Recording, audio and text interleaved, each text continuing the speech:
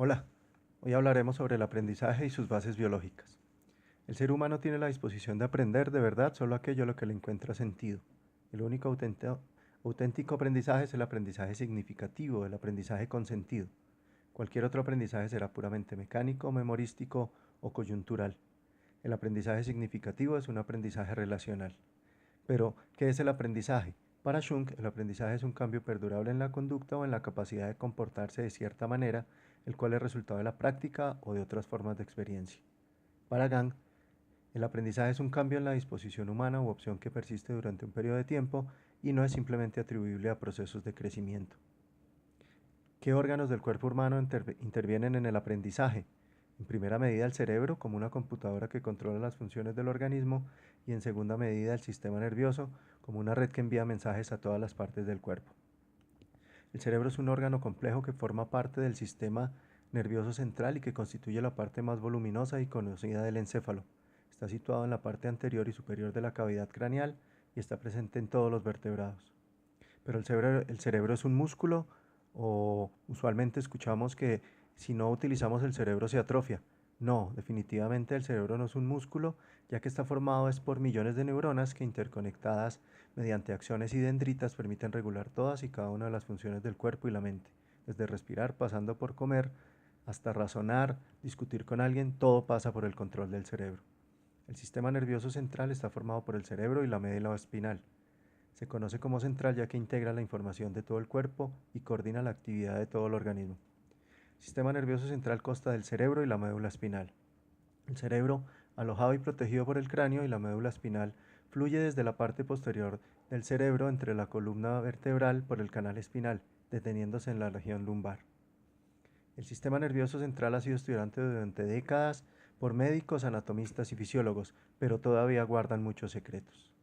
La médula espinal recorre la parte posterior del organismo y lleva la información entre el cerebro y el cuerpo, pero también lleva a cabo otras tareas.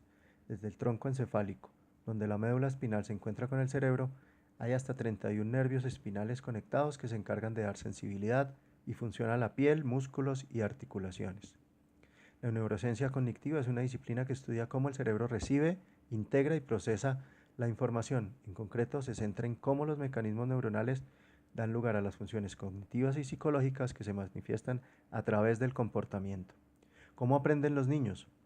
Debido a que el cerebro tiene una función extremadamente compleja en el desarrollo de la persona, la naturaleza ha previsto que se encuentre más disponible para el aprendizaje en la etapa que realmente más lo necesita. Así, en el momento del parto, el cerebro de un bebé pesa alrededor de 350 gramos, pero sus neuronas no dejan de multiplicarse durante los primeros 3 años. Precisamente durante este proceso de expansión es cuando se da la máxima receptividad y todos los datos que llegan a él se clasifican y archivan de modo que siempre estén disponibles. En esto consiste el aprendizaje, disponer de conocimientos y diversos recursos que sirven como plataforma para alcanzar realmente nuestros objetivos. Tener hijos inteligentes es uno de los grandes sueños de los padres, y aunque la genética no pueda ser modificada, sí tenemos en nuestras manos estrategias para ayudarlos. Lo primero es entender qué se conoce como inteligencia en las distintas etapas de la vida, por lo cual los aportes de Piaget siguen estando vigentes. Las funciones esenciales de la inteligencia consisten en comprender e inventar. La inteligencia consiste en ejecutar y coordinar acciones en forma interiorizada y reflexiva. Los conocimientos derivan de la acción. Un ejemplo claro es cuando un niño se construye formas reales, una casa, un árbol, personas, partiendo de fichas de Lego o con cubos y figuras geométricas.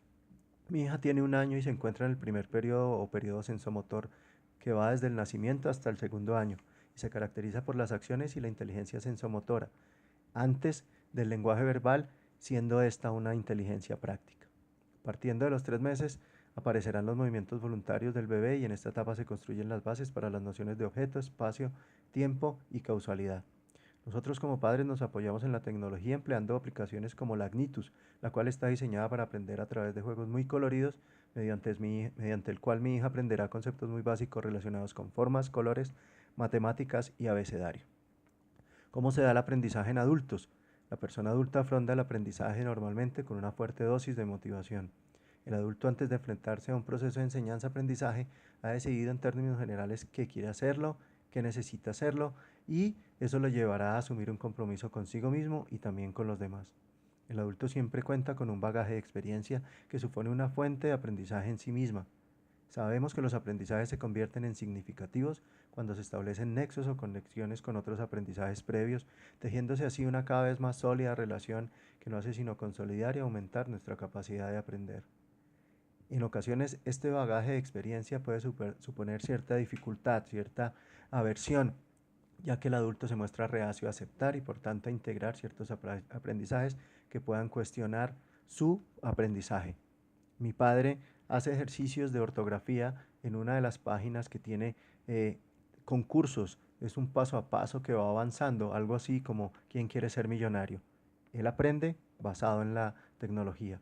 Las ventajas y desventajas de la tecnología en los jóvenes son amplias debido a su fácil aceptación. En los adultos mayores se vuelve un poco complejo debido a la aversión a la aceptación del cambio. Muchas gracias.